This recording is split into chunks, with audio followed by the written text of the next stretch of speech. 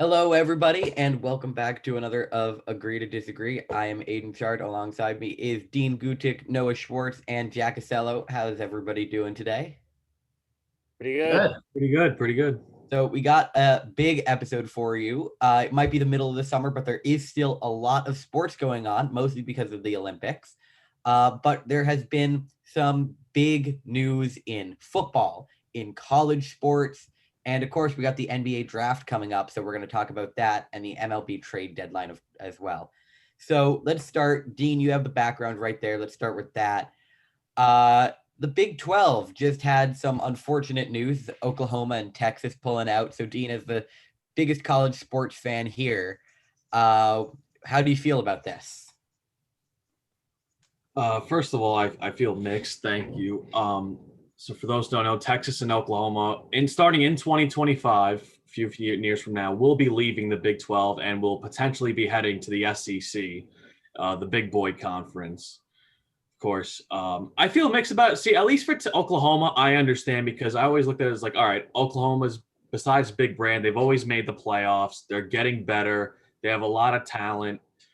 Whereas Texas, it's like, you go 8-4 in a conference every single year. What makes you think you're going to be better in the SEC? I feel like Texas heading, when they go to the SEC, they're going to be in for a rude awakening.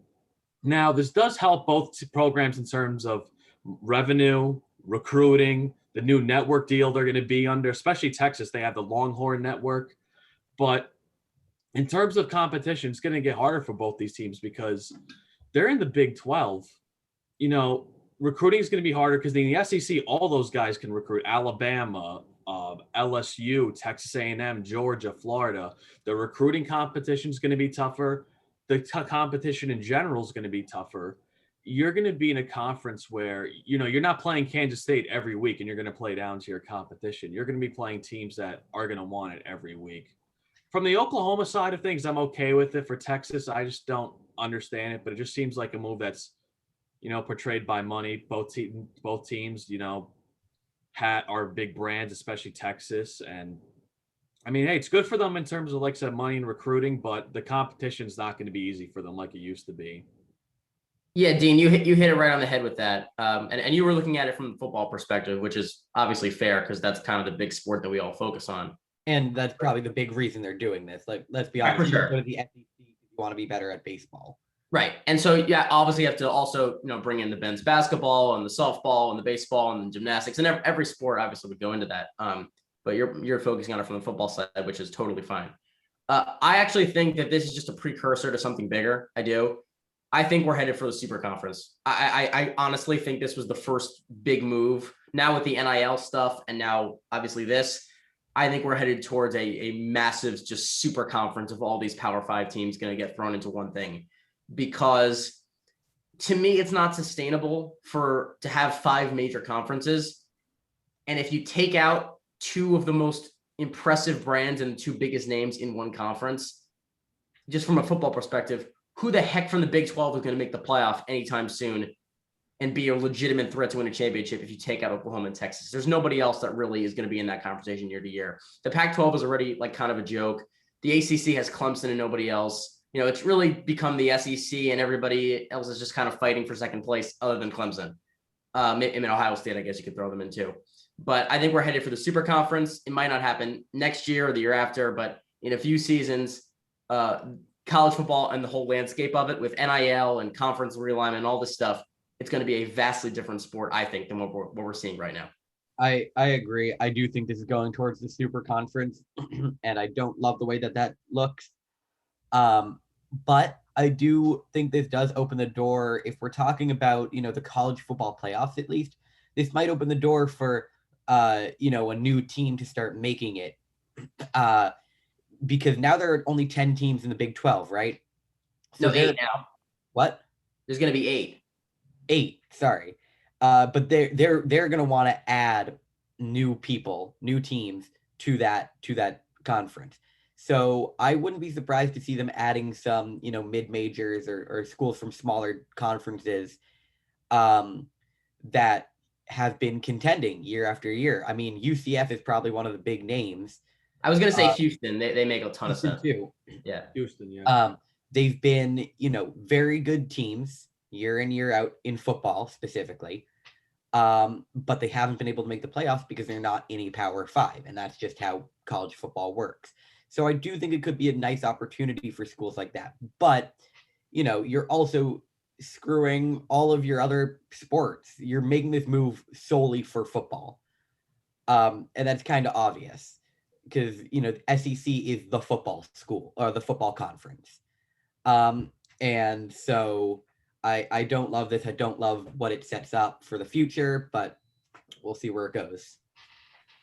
Yeah, and I think, like Noah said, I think this is probably heading to a super conference. I don't necessarily love that. I feel like there's less chance of like putting on, like, for example, like for a school that's not as good, if they're playing against one of those teams, it could help like give them a little bit of exposure. And that's always nice to see. So that's going to be something that's sad. And also it's just kind of sad for sports in general. Like everything is going to either super conferences or super teams. Like the NFL, and you look at the NFL, you could just tell the NFL is heading towards like having super teams in a way. Like, so No, but you can never have that because there's too many players and injuries. It's and harder in the end. It's hard. Way Oh harder. yeah, I know it's harder, but like you could say they want to. That's what you mean. Like they're not trying to be as competitive now. They're just trying to stack their team. Like look at the Bucks.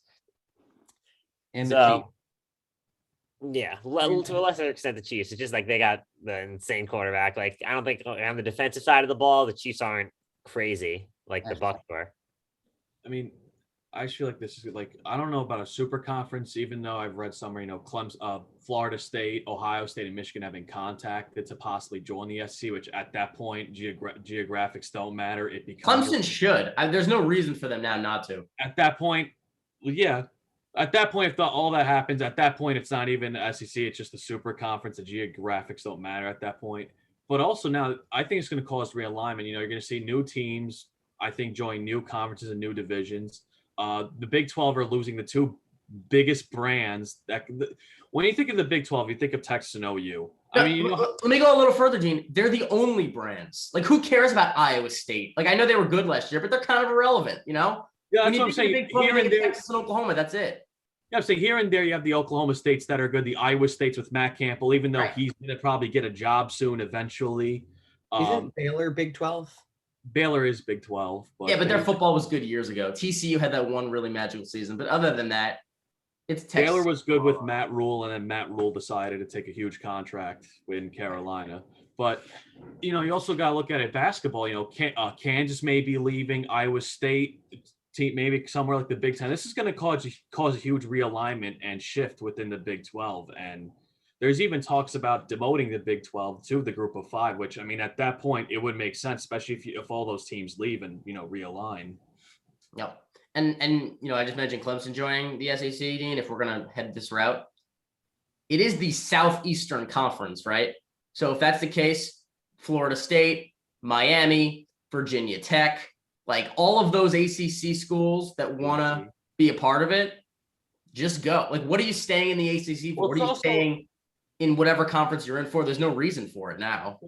Well, also Ohio State and Michigan got contacted about it. That's why I said earlier. Right, exactly. If they both join, though, it's not the SEC anymore. It's just the super conference, which, I mean, would be great for that. But like, you could argue, what about parity? What about the other conferences? So I think it would be kind of fun. I don't love the whole idea of changing the sport dramatically, but the fact that it's one conference now, and the fact that you could get like a week 1 game where, Michigan plays Alabama or Clemson plays USC, like that to me sounds kind of cool. I have to be honest. At that point, though, I want to ask you guys this: with the potential super conference, and obviously we see the realignments, do you think it makes even more sense now for a playoff expansion? I'm not saying only now in terms of Texas and OU, but I'm saying in terms of, like, let's say a super conference does happen down the road. Do you think an expansion of the playoff is necessary? No. I'm actually going to disagree with that. I'm going to say yes, because, I mean, do they really want, like, when you think like, all the playoff teams could possibly come out of the same conference? Yeah. That's how it would be. That's the only way it would really but work. here's the thing. Like, we already had that whole big issue a couple years ago when I can't even remember what it was. Georgia and Bama both made it from the SEC, and Ohio State didn't make it at all. And every year we have the issue of, you'll probably have a Big 10, Big 12, SEC, ACC team, and then the Pac-12 just gets left in the dust. You already have those issues. So now imagine, now you have 3 teams in the SEC, most likely every year, that are going to be worthy of a spot.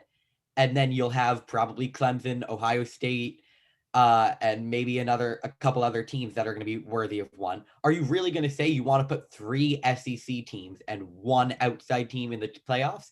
Because that's going to make every other conference mad. Well, no, but that's the thing. It's a super conference, right? So all the teams in the playoff would likely be, almost positively be from that one conference. And so I actually think playoff I don't even know what the word is, just shrinking the playoffs, I guess, in that scenario would be the right move. Because at that point, throughout the entire regular season, you've already had teams from one coast playing the other coast, or one from the Midwest playing on the East. Like, you've seen all the matchups nationwide. What makes the college football playoff so interesting is that it's the only time really the entire season where you get 2 elite programs that don't ever really have a chance to play each other to get involved and play each other. Now we've already seen all those matchups throughout the course of the season. It actually could create more parity if you have all the top teams playing each other throughout the season, not just. Yeah, but what about the teams? What about the smaller teams that, the underdogs, teams that might be better than what people think they are, just because they're playing in a weaker conference doesn't mean they're a worse team. That's true. Well, but if it's a super conference, they'll probably have a super conference championship. Like, it won't be where other conferences probably get involved. That's just how I would see it. I don't know. We'll have to find out as Let's move on. There's no right or wrong answer at this point. Yeah. Let's move on. Let's make some Green Bay Packers fans happy. Aaron Rodgers finally reported to training camp. Or not finally, reported to training camp yesterday. And that made Packers fans happy because of how interesting this offseason has been for Rodgers and the Packers. So, Jack, what do you think is going to be what do you think is going to be up with Aaron Rodgers and the Packers this season? I'm getting a call. Hey. Is that Aaron Rodgers? Yeah, is that Aaron Rodgers? No, Aaron Rodgers calling in. It was. Does he want to join the Saints? Is he calling you to find out about the organization? He was an agent. Anyway, so I think we could all agree for Aaron Rodgers, he's had quite the offseason, not just about the Packers. When you look at everything that's happened for him, he surprisingly got engaged to what's her name, the girl from Game of Thrones, I think, like Shailene Woodley. He then went on to destroy Tom Brady and Phil Mickelson in the match. Hosted Jeopardy, and he won an NBA championship ring. So he was in Game of Thrones. Yeah, wasn't she? I'm guessing. No. What is she from? I wouldn't know. She was the one in Divergent and The Fault in Our Stars. I knew she was in something. I thought I don't know. I don't know her. I just know her name. Anyway, and so that he hosted Jeopardy and he won an NBA championship ring. So at least he won one ring this year. But now it's back to football. So he agreed to go back to the Packers. I think it's the best move for right now because you don't want to learn a whole new system in like 5 weeks. And with new teammates, that could be kind of difficult. So he's going back to a situation he knows. They still should be they should be in pretty good favor. If you guys have read the recent rumors, it looks like the Packers are going to be bringing Aaron Rodgers, an old friend, back, as Randall Cobb is being reported that he wants to be traded back to the Packers. That is so pointless. I have to be honest. He announced today on his Instagram this morning that he was coming home. Yeah, so that could be in the wings. I mean, even though it's not the receiver that everybody wants, it's a guy we definitely know that Aaron Rodgers trusts and is a guy you can count on in certain situations. He's a great slot receiver, so that will be in the mix for them. But I still don't think it's enough to get to where they want to go, especially with the NFC is going to be even harder this year. You have 2 powerhouses in the Tampa Bay Buccaneers, and now with Matt Stafford on the LA Rams, they're certainly going to be formidable. The Seahawks are going to be tough as they always are. If the Niners are healthy, they could be really good. The Cardinals are coming. That whole division is stacked. Jameis And Winston. of course, famous Jameis, always a threat for real. And the NFC is only going to get harder. I don't know if the Packers have enough talent, especially on the defensive side. So it's going to be interesting to see how well they do. But I think this year will definitely be Aaron Rodgers' last year in Green Bay. Yeah, that's it. I mean, it's his last dance, right? And he posted it with Devontae on their Instagram stories, both those pictures with Michael and Scotty. And that's it. Like, this is going to be the final year. Doesn't matter. They could win the Super Bowl. They could be 16 or 17-0 and win the Super Bowl, and it won't matter. They're done. And so it's just a matter of what can you get out of Aaron in his final season. And here's the thing. We don't know the answer to this question yet. Is Aaron going to show up to training camp throughout the season as well and be the great leader Aaron, be the super motivated Aaron, like the Aaron we saw last year where he was just on top of the world? Or is he going to be the I'm pissed off, nobody wants to treat me the right way, am I going to be kind of a diva Aaron? We don't know that, right? And I love Aaron Rodgers. He's one of my favorite athletes of all time, but he can be kind of a diva at times if he's upset. And he very well might not be the model citizen throughout the season. Hopefully he is, and hopefully it leads to Packer victories. But we'll have to find that question, answer to that question out. And honestly, the whole Randall Cobb thing, it's just pointless. Like, he's not good anymore. He's like in his mid-30s. And for 2 years, we've been talking all the time on the show about Packers need a receiver, Packers need a receiver.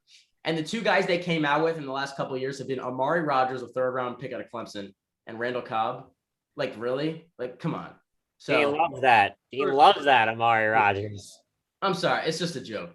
So we'll see what happens, and we'll see how the Packers ultimately play this thing out. But they should make the playoffs. They should be good, but they're not going to win the Super Bowl. I know Aaron doesn't really care that much. I don't think it matters to him the way it used to. I disagree in part of that. I do believe they're not going to win the Super Bowl, but that's because of other things. But I do think Aaron Rodgers is going to carry this season. I think it's because the Packers have kind of come to him and said, look, if you give us one more season to actually compete and actually play, you give that to us, and we will get 1 year to try and convince you to stay. And if you don't, we'll trade you at the end of the season. Because it seems like they've kind of come to that agreement with this whole contract negotiation that's happening, that's talking about, Aaron Rodgers is going to be done after this season. So either he brings them a Super Bowl and or does very well and decides he wants to stay, or same old thing happens and he wants to go at the end of the season. Either way, I think the Packers have, somehow found a way to get one more season out of him, even though he really clearly didn't want it. And hopefully for them, it works out. But, I wouldn't be too mad to see him go anywhere else because I do not like the Packers. Yeah. Obviously, it's big news for Packer fans.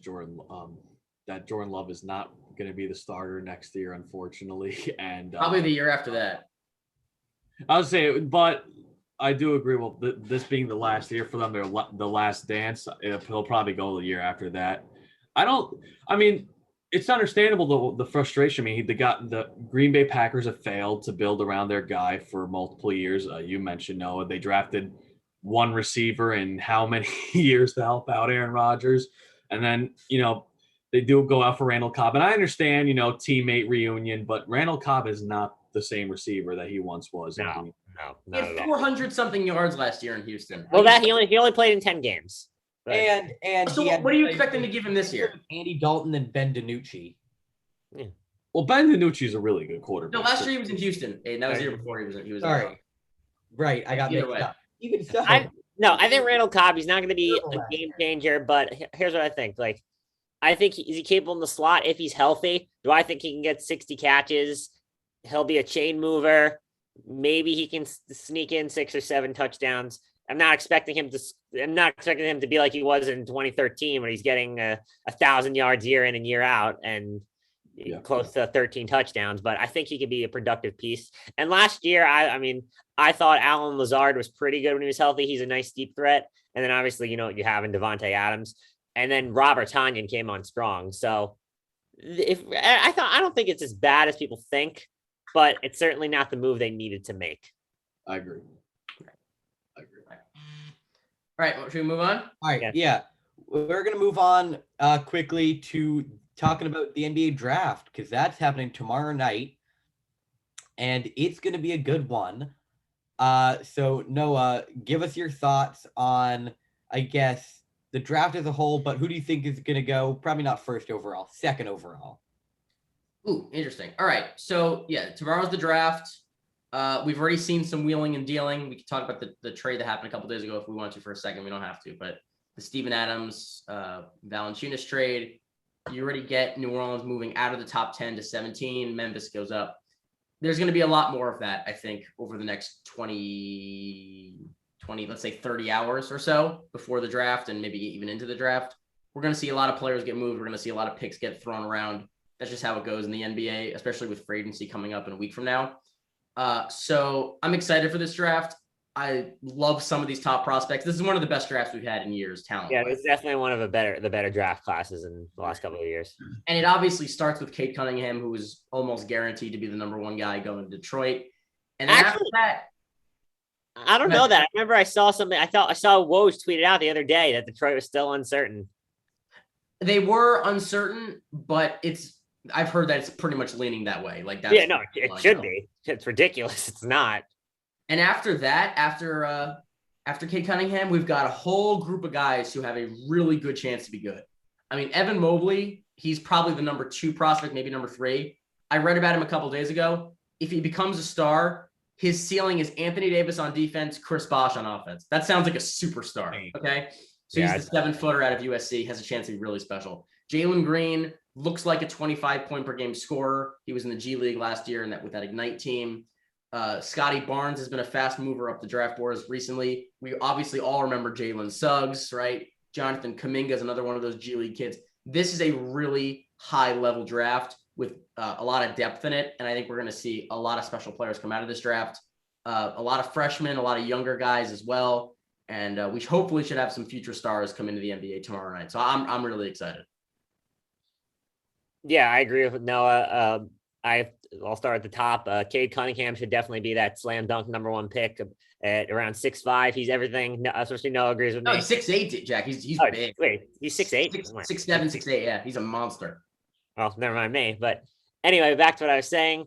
He's a guy like today. The NBA is built around their point guards, having a dominant point guard who could score around 25 a game and dish out about 7-8 assists. That looks like Cade Cunningham is going to be just like one of those players.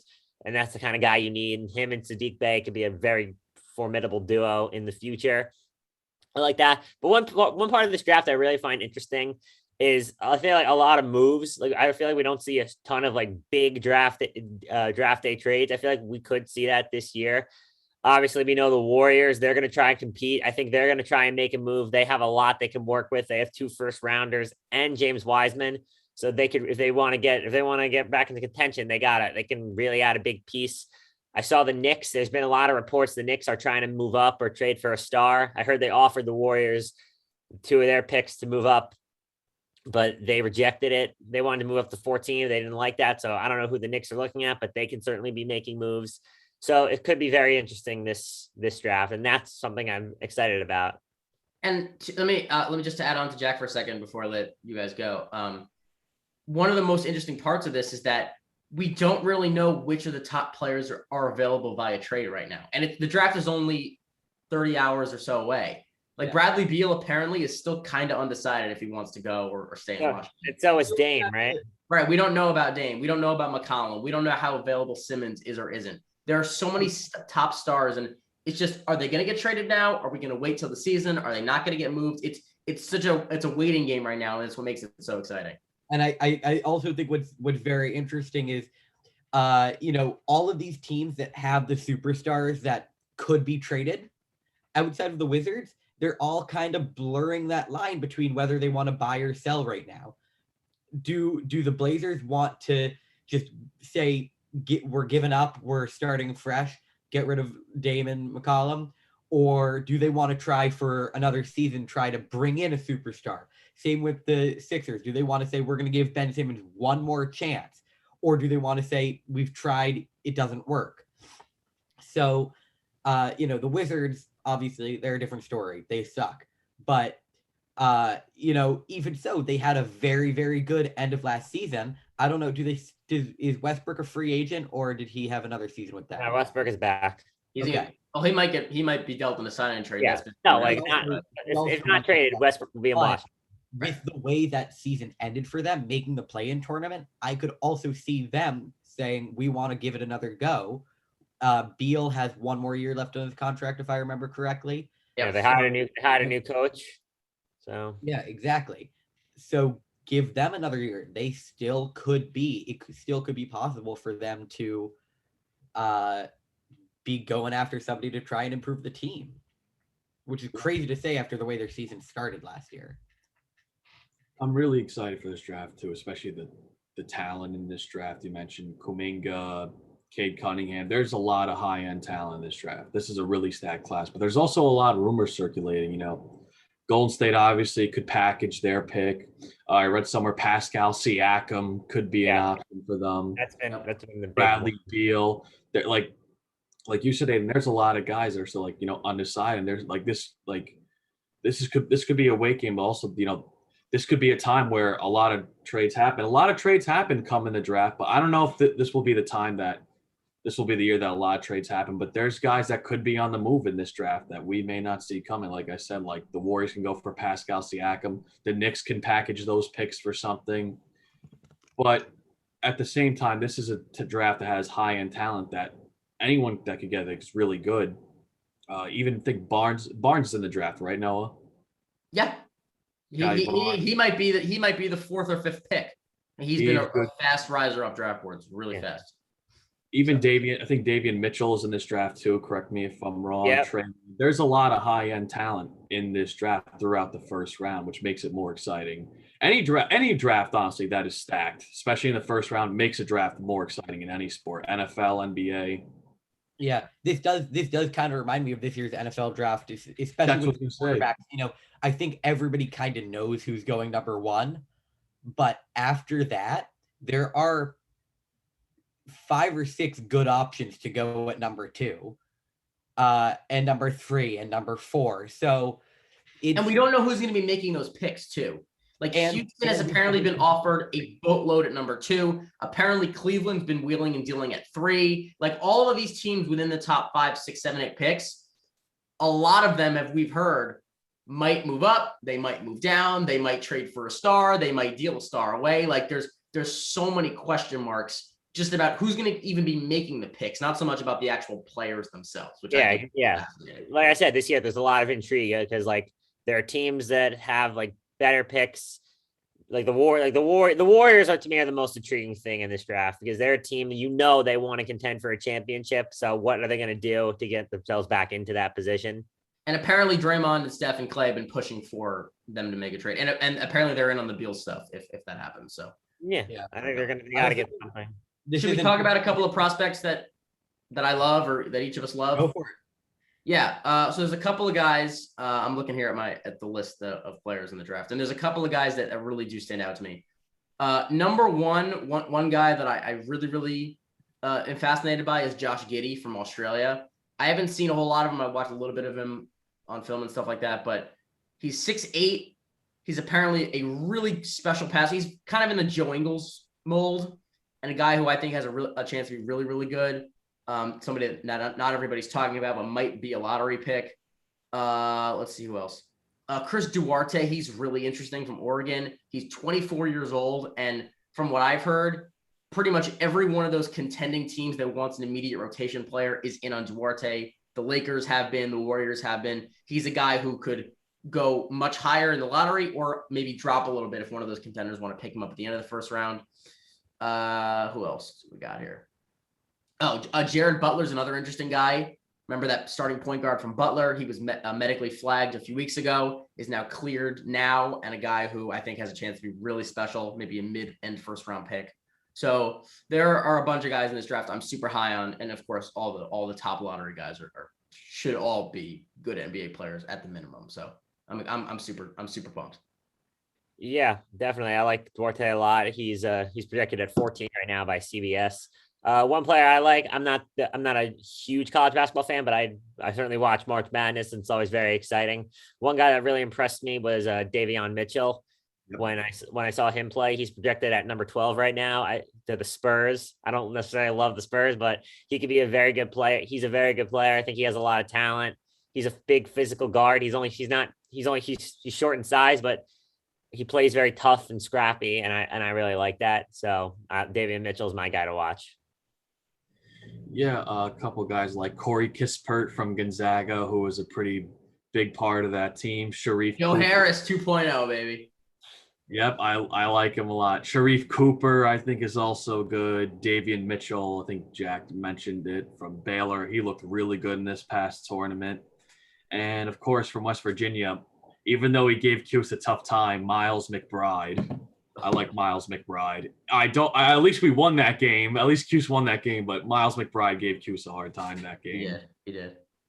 I don't know enough about basketball to make any contributions to this discussion, but if you guys don't have anything else to add, let's move on. Yeah, I have one thing, because I don't know if we're going to do an episode on it at the time. Obviously, the weekend, like in 2 days after that, free agency starts. What's one move you guys want to see, like your team sign? I would love to see the Celtics get Kyle Lowry, but I would also love to see him go to the Pelicans, and I think that would be a very, very good move for them. That's the big move I'm looking out for. Lonzo Ball Knicks. Perfect. Yep. 100% Lonzo Ball the Knicks. I'm praying that Kyle Lowry move happens. Yeah. I'm going to say I mean, it's tough because I don't know what the Clippers are going to do honestly this offseason, but if there's one guy I do like and they're interested is Lonzo Ball. Oh, come on, Dean. You should go for DeMar. I think that's great. Jackson. Celtics should go after this guy. I don't know if you know his name. His name is Lonzo Ball. He's the greatest player of all time. That's why I want him. Can we say anyone else besides Lonzo Ball? LiAngelo Ball. I was kidding. Take out all the Ball brothers from this discussion. Aidan's going to the Olympics, everybody. He's going inside. He's the only fan there. And if we're talking Lakers, just to add on to that, because I know we was talking to them, I'm getting a little bit kind of sold on the DeMar DeRozan stuff. I didn't like it originally. I like it more now. It's kind of grown on. Nice Lonzo Ball jersey. Yeah. Wait, who'd you say? One more time. DeMar DeRozan, the Lakers stuff has actually kind of been growing on me. I think that's a horrible fit for them because he's just gonna clock spacing for LeBron. And no. All you do is you complain that the Lakers don't have enough guards that can't shoot, and he's the definition of a guard that can't shoot. I know, but it's growing on because he's not going to be asked to play that role for them. I don't know. We'll have to see. I mean, to me, the best fit's Chris Paul, but that's not going to happen. So. Yeah, of course. All right, let's move on. We're going to go to the trade deadline for the MLB. Different sport. So trade deadline, that is coming up on Friday at 4, correct? I've heard people say it's the 30th and the 31st, so I don't know who to trust right now. 31st. So Friday at 4, trade deadline. I'm excited. I'm very excited. I think we all know the big names, so I'll go through the big names and everybody say where you think they're going to end up. Is that fair? Yeah, but before we do that, obviously, I think we should quickly discuss the first big move that was made. Adam Frazier from the Pirates, he was traded to the Padres. I thought that was a great move. God, he did not go to the Yankees. Yeah, what a waste that would have been. That's the best. I think that's the best infields right now. Machado, Tatis, and Frazier. They have a guy who's on a $140 million contract who isn't starting. Yeah, and they're trying to trade him away, but Eric Hosmer is awful, and he doesn't deserve to be a starter for them. But Jake Cronenworth can move to first base easily and be great there. So the other big move was Nelson Cruz to the Rays, and then last night Kendall Graveman, who's got an ERA under 1. Yeah, Houston. So that was a little strange. Weird. The Mariners ended up actually making the trade for Tyler Anderson after the whole Phillies thing fell. Yeah, what happened? His medical? No, not his. One of the prospects' medicals for the Phillies fell apart. Of course. So I guess the Mariners ended up swooping in and making that happen. So we'll start. Let's start with the reliever from Chicago, Craig Kimbrell. He's having arguably his best season of his career. After coming off of, a tough end to his 2018 when he was with the Sox, and then, a solid 2019, 2020. So where do you guys think he's going? He's the one guy, like, he necessarily, like, he fits everywhere. Yeah. Like, any team could use an elite closer that's playing, even if you already have one. He's just another bullpen piece. I don't know necessarily. I love, like, if the Mets got him. I don't think we will. So, honestly, I could see maybe a possibility of the Blue Jays. I know their bullpen isn't great, so, and they're trying to go for the wild card. So I could maybe see the Blue Jays. I was gonna say Toronto is definitely a fit, and another AL East team that makes sense is just go back to Boston, because I know Matt Barnes has been very good for them as a closer, but they could use another guy. I would love to see him come back to Boston. My pick is actually the Mets, and I say that because I think you guys, Kimbrel has a big contract right now, and I think if there's anybody who can afford him right now, it's the Mets. And you think that would be in a move that would add also one of the position guys? Because I think that's how normally this. I think it would probably be Kimbrel and then either Rizzo or Bryant or Baez. Right. And then you guys would send probably a massive package of prospects back, and maybe one of your guys on your team right now. I don't know too well who you have. But I don't really think they're going to do that. When I've been following the Mets rumors, it looks like they're trying to go after Reynolds. That they don't want guys under crazy contract. I think that's why they're not all in on Jose Barrios. Yeah. So I don't know. We had Craig Kimbrel. I mean, Diaz was great in the beginning. He's starting to get a little shaky, but he's been in effect. He's starting to get effective again. So obviously I would love another great bullpen piece. Dean, what about you? What do you think? I'm actually going to disagree with all of you. I think Craig Kimbrel is going to stay in the NL, but I think he's going to go to the San Francisco Giants. That would make a ton of sense too. Yeah, that'd be a great fit. Yep. All right, another pitcher, Max Scherzer. He's been linked to, most notably, I think, the Giants, Dodgers, and Padres. Then the Mets and Red Sox have also very much been in the conversation for him. Where do you guys think he goes? It's going to be one of the three West teams, I think. Definitely. That's pretty much the three teams he's going to waive his no trade clause for. Remember, he has a 10-5 right, so he can waive any veto any trade. It really just depends on who offers the most, I think. And so I guess the Padres have the most to do that because they have the best group of prospects, but maybe Joey Bart, the former number 2 pick from the Giants, is available. We'll see. I would pick the Padres just based on their prospects, but we'll have to find out what they're willing to give up. I'm going to go with the Dodgers. I think the Dodgers, they're always capable of making a move if they need to. And right now, when you look at their pitching, obviously they lost Dustin May, and we don't know what's going to happen with Trevor Bauer coming back. I thought I read somewhere also his teammates don't want him to come back. I'm not 100% sure if that's true. Yeah. So I'm not going to talk about that.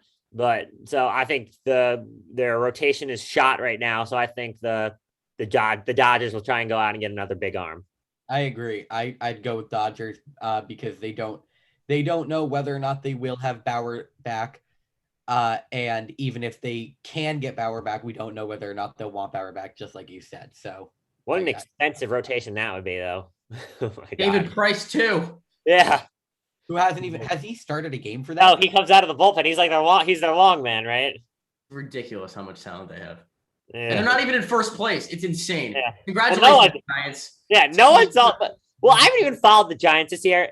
I know their pitching has been really great. It was great, but like Wilmer Flores is like he hits like third in their lineup, right? They don't have like an insane. They don't have a great lineup, but they're right near the top of the NL in home runs, which is crazy at that ballpark. So yeah, I haven't. It's like obviously it's hard with the baseball. They lack so many national televised games, so it's so hard to follow. Yeah. Yeah. I'm also gonna go with Scherzer to the Dodgers. Okay. All right, let's hit probably the trifecta of Cubs hitters. Rizzo, Bryant, and possibly Baez. Baez has been linked more to stay, but where do you think those three end up? Rizzo, Boston. I think they're the team that swoops in. I think they're going to make the Kimbrel trade with him. That would be my final. Yeah, no, I think it's going to be Kimbrel's going to go with either Rizzo or Bryant or Baez. They're like together. I agree. For Bryant, it's hard to know with him because there's not a perfect fit. Like I know Washington checked in on him, but they suck and they're going to trade Scherzer now. There's not a great fit for Bryant. I think Baez is the most easy to project. I think the Mets are actually a great place for him to go. And he said he wants to play with Francisco Lindor. So I don't want Baez. I prefer Trevor Story. We'll talk about him in a minute. But I think Baez is going to be the guy the Mets end up with. I disagree with you partly. I agree with you on one thing. I think Rizzo in Boston is a perfect fit. And I don't know necessarily if Kimbrel's going to, I think Kimbrel will attach on to either a Bryant or Baez or a Rizzo trade. I don't know which one though. So I'm not going to say on that. I absolutely do not want the Mets to get Javi Baez. I think especially this season, the Mets, they struggle. They don't have a ton of, their offense hasn't been great. The last thing they need is to add the guy who's leading the MLB in strikeouts and is only hitting about 240. So I really don't hope for that. I think Chris Bryant, I actually disagree with you. I think Chris Bryant is a perfect fit for this Mets team. Nah. He's a guy who could hit. He hits around 260, 270. They need a guy who can hit consistently. He could also hit for power. He's a versatile guy, which Sandy Alderson loves. He can play third base. I feel like Sandy has wanted to get an upgrade over JD Davis since the offseason. The Mets tried to get Bryant in the offseason. He's a guy that can play third. He can play the outfield and he can play first. I think he's a great fit for the Mets offensively and defensively. So he's the guy I really hope the Mets are able to grab. All right. I'm going to go with, I do think Rizzo, like you guys, goes to the Red Sox. It's a perfect fit. I think Chris Bryant joins the New York Mets. And you know what? I'm actually going to say Javier Baez stays. I don't think Javier Baez gets traded. See, to me, that makes no sense because you know what? If the Cubs and I've heard this too from other people, so I'm not blaming you, Dean. If the Cubs really want to keep him, trade him, get a bunch of prospects back, and then just re-sign him in the offseason. It's not that hard. Like he knows your organization, I like Javi or Story. I like them to the Brewers. I think Javi is probably going to stay. That's just the reports I've been hearing. Like from everything I've seen and heard, it's Javi's going to stay. But I agree, Rizzo to Boston. I hate to say it, I think Bryant might end up in New York with the Yankees, not the Mets. I haven't heard that much at all. Okay. But they don't. Urshela is a very good third baseman. I think but he can also play. You can also put him in the outfield, and their outfield has had a lot of struggles with injuries and with Aaron Judge finally coming back. But he had COVID, and that really showed how weak those outfield prospects are. I don't think it would hurt to get a good outfielder just to finish off the season. I don't know whether or not they're going to want to be buying big right now, though, because the chances that they make a title push pretty slim at the moment. Yeah, so, I'm not 100%. I know that they made a trade last night. I saw they traded they traded away a couple of guys. They traded a couple of relief pitchers, right? They traded away Justin Wilson, the former Met, and Luis Sessa, who was also in the organization. Now, the Mets years was ago. that more of a sell? Was that more of a sell or a buy move? I couldn't really tell. It was to sell off guys on their 40-man roster in order to open up spots that they're going to use in the next couple of days. Yeah, I don't know why the Yankees are still kidding themselves with this. All right. Then Trevor Story, like you guys both said, where does he end up? I like him to the Brewers. I think that's a really good fit. They need another big bat in that lineup. Trevor Story is not the best defensively, but he brings the offense. But also what's interesting with him, obviously he's another guy. The Brewers, their lineup they don't have a ton of great hitters. Do you guys think Story is a guy, he's still young, that teams that will trade for him they're going to try and lock him up, or do you think he'll just be a rental piece? Probably a rental. It depends where he goes. I haven't really heard this a lot, but it just makes so much sense to me, and I'd like to see it happen. I think Trevor Story would be a good fit. I mean, besides the Mets, which is the team I want him to go to, the White Sox make a lot of sense to me there because they missed out on Adam Frazier to play second base, and I think Story could easily move off shortstop to do that for Tim Anderson. So we'll see if Story ends up in Chicago, but that's a place that makes sense to me as a middle infielder. Dean? I think Trevor Story is going to go to the Oakland Athletics. I think, and Elvis Andrus struggling for the Oakland A's here. And I think with the A's in need of a player like Story, I think it would make so much sense. And I think Story would be a perfect fit in Oakland. So I think Trevor Story is going to go to the Oakland A's. Okay. I like that. I do like all those. I am probably gonna agree with Jack. I think Brewers makes the most sense right now. Okay. Any other big names that what? They could certainly use a bat. Any other big names that back to the Nationals quickly. I guess they've said a lot of their guys are going places possibly. So Trey Turner and Kyle Schwarber. Thoughts on either of them? Just go anywhere out of my division. I don't think they're going to get traded. I agree. No. Who's like, honestly, now that Trey Turner has COVID last night, like who's trading for him? Like I wouldn't do that. And then Kyle Schwarber is going to be out a while with the injury he suffered. Yeah, so sad. I want them gone. I hate Trey Turner. I can't stand him either, but Joey Gallo. He's going to be a Yankee. You think he's going to be a Yankee? I think he can also go to the Padres. And the Padres got another beast in that lineup. And then the really other big question, and we're not going to get into it, but relievers, like who adds bullpen pieces? Because everybody needs them, you know? Like the Phillies could use, the Braves could use, the Mets could use. That's just in our division. And go across the league. Outside of Kimbrel, there's been a lot of there hasn't been a lot of names that have been discussed as much, but guys need to be traded because teams around the league need bullpen help. Richard Rodriguez from the Pirates is one of the bigger names. There's a few others, so we'll see what happens with that too. I also think one last little thing. I don't know if he's been talked about going anywhere else, but I know the Red Sox have been in talks with the Marlins to get Starling Marte. Oh, yeah. Right. I heard that too. I think is not the best move, seeing as our outfield has probably been our strongest piece this season, hitting wise at least. And I don't know if he's going to hit better than Kike or Renfroe will. But anyways, that's just my opinion. Any other last trade deadline pieces you guys want to talk about? Nah, but it's gonna be fun. I'm excited. Yeah, it's gonna be an exciting one. For the first time, I have like expectations. My team is gonna do what is necessary. Honestly, same here. I hope. All right, so we'll move into our last topic of the day before winners and losers. We're gonna talk a little bit about the Olympics. I don't know how much you guys have been following them. I've been following them a lot because I love the Olympics. I love international sports.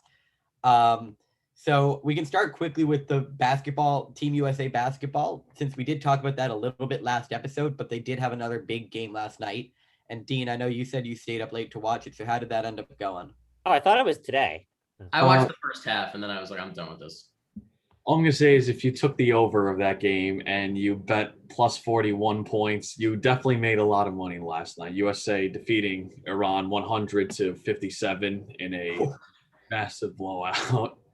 The Team USA definitely needed a game like that. Some may say, oh, it was against the weaker team in Iran, but after what happened last game, these guys need their confidence and need a type of game to help them, tune up a bit. It was a big win for Team USA. Damian Lillard in the first half went 6 of 11 from 3, 18 points. He shot the lights out in the first half. Can I ask you a question, Dean? Because you watched the whole game. I only watched the first half. Even when they were blowing them out, especially in the first half, they went up by like 30 at halftime. Were you that impressed? Like, I didn't think they played that well. Well, not really. Really, like they really did.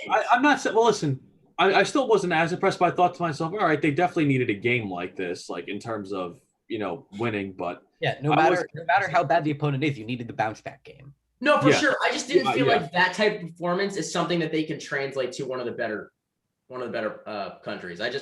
I wasn't that impressed by them. It didn't feel like they were playing that well, but they obviously needed the win, and Iran's a bad team. So yeah. The Team USA has never won the gold medal in a year they lost. Yeah. In the past. So this will be interesting to see. I don't think they're going to win it this year as of right now. I'm not confident in that. Neither do I. So, but in a different type of basketball, the 3-on-3, Team USA did win gold in the women's 3-on-3. So that is pretty cool to see. First Olympic gold medalists in that sport.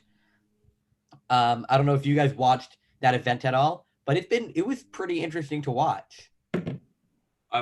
It's like, that pickup basketball you play on the the sidewalk or whatever. What else was there? You said you had all these other gold medals. Yeah, I did. I did write down a couple of the bigger storylines, both in the U.S. and outside. First, near and dear to my heart, Lee Kiefer, who's a foilist for the U.S. She won the first ever Olympic medal for the U.S. in foil, and she ended up winning gold. What the hell's foil? Saber. Sorry, not saber. Fencing.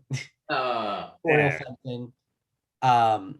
And she was planning on retiring after the Rio Olympics, ended up coming back, winning the gold. I think that's pretty cool. And then also in the US, Anastasia Zolotic became the first American to medal or to win a gold medal in Taekwondo. So America getting two gold medals in sports they'd never gotten gold medals in before, I should say. And then in other countries, the Tunisian swimmer, I don't know if you guys saw this. It was an 18-year-old Tunisian swimmer, Ahmed Hafnaoui, I think his name is. He won gold in the 400 free. That's the first. He's the second person to ever win gold in a swimming event for them. The first in a non-long distance event.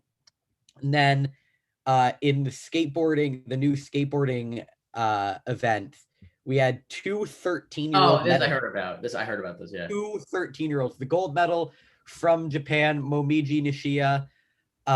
She won gold. And then Raisa Leal from Brazil, who won silver. Both of them are not even in high school yet. And that is insane. And the bronze medalist was also from Japan. I didn't catch her name, but she's 16.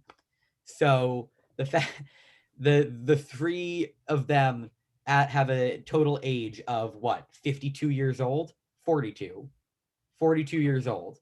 That's crazy. The three of them added up are younger than Tom Brady. Wow. Most people are.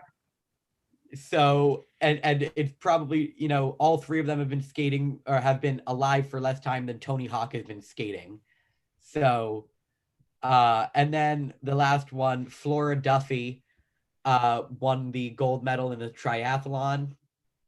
She is the first ever gold medalist from Bermuda, which is also very cool because I feel like you don't typically see gold medalists from smaller countries in those types of events. They typically come from the countries that have, the big resources to really train their athletes. So those are some of the interesting storylines. I don't know if you guys have anything else, but those are the big ones that I wanted to touch on. Give them shout outs. Well, I mean, Simone Biles is like the big name. That's what everyone's been discussing the last couple of days. Biles, but she hasn't won anything, and she just dropped out of the individual all around. Right. Oh, she did? And no shame on that. No shame at all. Whatever that's for her. The other day and dropped out of the individual this morning. Yep. Oh, wow. Yeah, also the Team USA women's soccer team, they're looking like they're going to take another gold home. Oh, I don't know. They did lose to Sweden. Yeah. Didn't they lose their first game? I heard about that. First game to Sweden. Then they came back. They came back and they made a statement. So, I don't know. Yeah, so and you're the biggest Olympics fan, so I love it. Your thoughts on it so far without fans and everything? Like what have been I think it was stupid to go forward with it, to be honest. But it kind of got to the point where Japan had spent all this money in planning and prepping and putting everything together. They couldn't just not do it. So it's weird without fans, but we just went an entire season without fans at most sports. So I'm used to it at this point.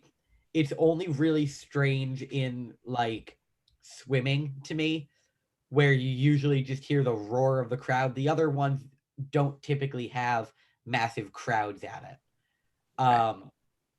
So it's weird. It's definitely, hopefully not something we're ever going to see again. But it's been a good Olympics.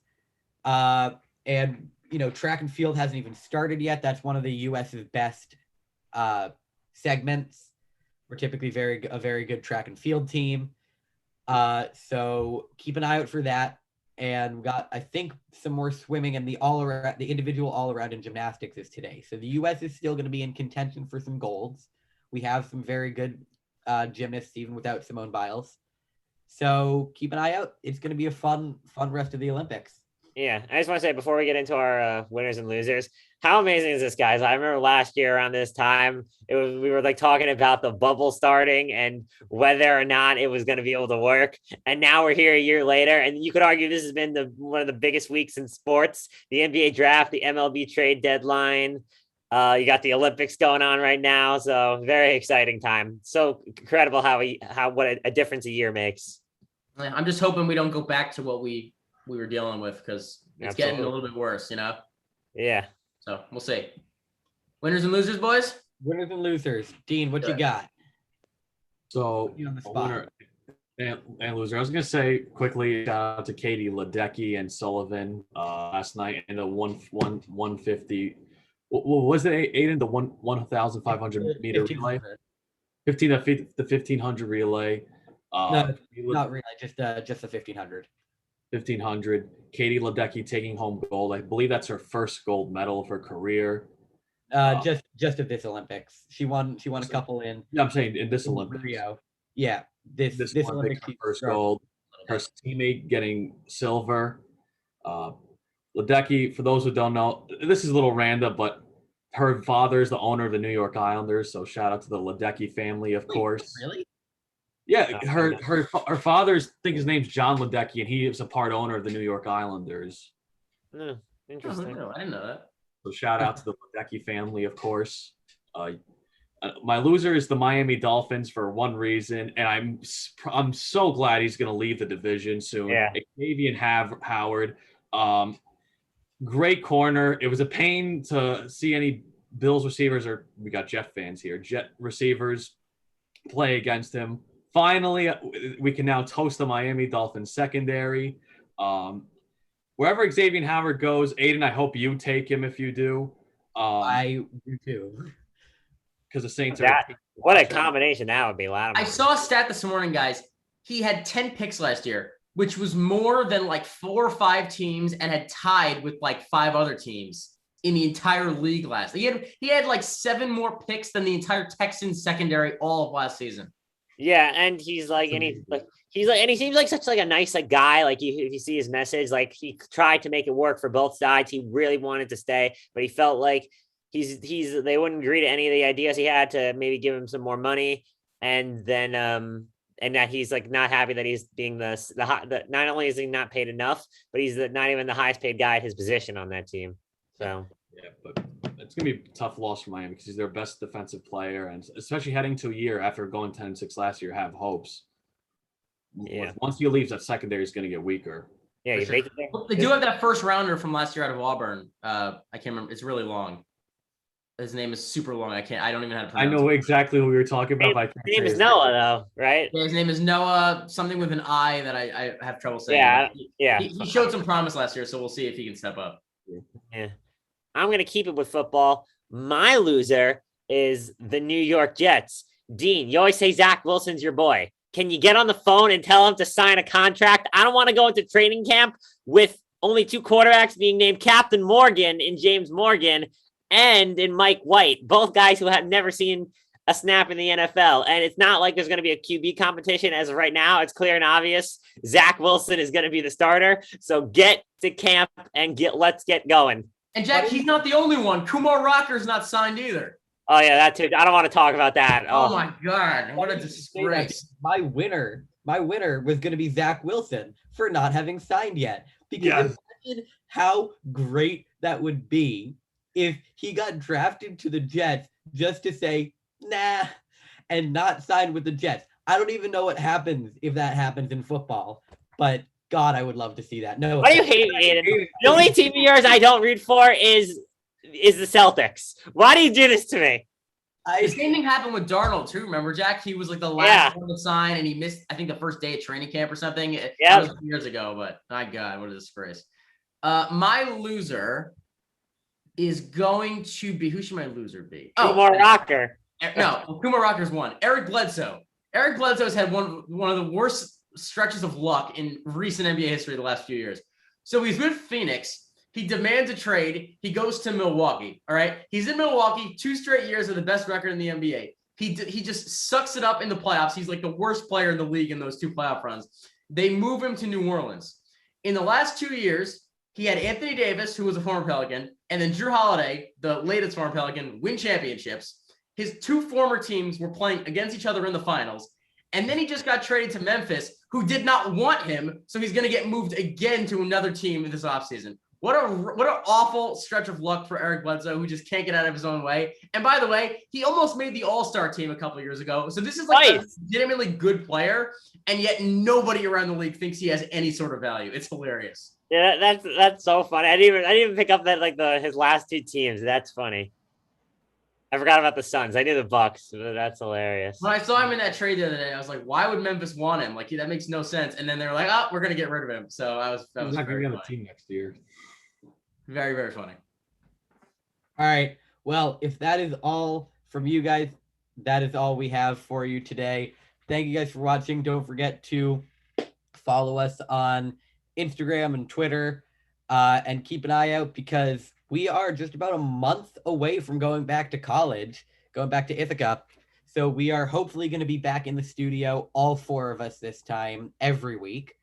We'll keep you updated. Just keep on watching. Jack, did you want to say something? Yeah, also, as we talked about the Instagram, in a few weeks, once it gets closer to the NFL season, I'll once again be starting my stardom setups for fantasy football. So keep an eye out for that. And Dean, you wanted to run something, right? Little over and under, little Las Vegas parlay, of course, block of the week, upset of the week, that's type of stuff. Yeah. All And right. just make sure you check out the Instagram lives. I know we'll do one probably tomorrow after the draft, Jack. I assume we'll go on at some point. And we'll have plenty of trade deadline updates. Right, for sure we'll do trade deadline, and then after the free agency starts next week, we'll definitely do something on that as well. So just keep your eye out for some content. Thank you guys for watching. We'll see you next time. Peace.